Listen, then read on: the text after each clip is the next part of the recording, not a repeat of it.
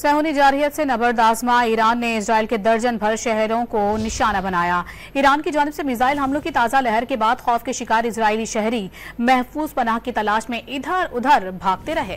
Power plant में missile लगने से जनूबी इसराइल में बिजली की फराहमी मुअत्तल हो गई। पासदारान इनकलाब ने कहा कि नई तकनीक इस्तेमाल करके इसराइल के फजाई दिफाई निजाम को चकमा दिया।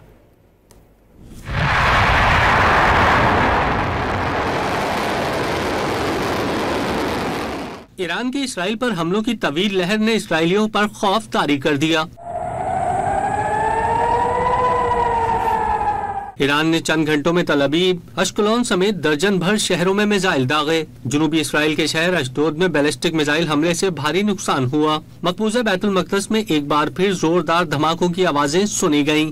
ईरानी मिसाइल हमलों के बाद इसराइल में खतरे के सायरन बज उठे और इसराइलियों की दौड़ें लग गयीं। नहारिया, गैशर हजीफ, हीला, मेयोना और मिलिया में भी इसराइली पनाह के लिए बंकर्स में जाकर छुप गए। वीडियो मनाजिर में इसराइल के ट्रेन स्टेशन पर शहरियों के रश को देखा जा सकता है, जबकि कुछ लोग इमारतों के तहखानों और जेर जमीन शेल्टर्स में छुपे नजर आ रहे हैं। पासदारान इनकलाब ने एक बयान में कहा कि ईरान से फायर किए गए 8 रॉकेटों ने तल अबीब, सफद और बेसान समेत इसराइल में 5 मकामात को कामयाबी से निशाना बनाया। नई तकनीक इस्तेमाल करके लिक्विड फ्यूल मिसाइलों से इसराइल का फिजाई दिफाई निजाम बेबस किया गया। हमलों से इसराइल इलेक्ट्रिक कंपनी की तनसीबात को भी नुकसान पहुंचा।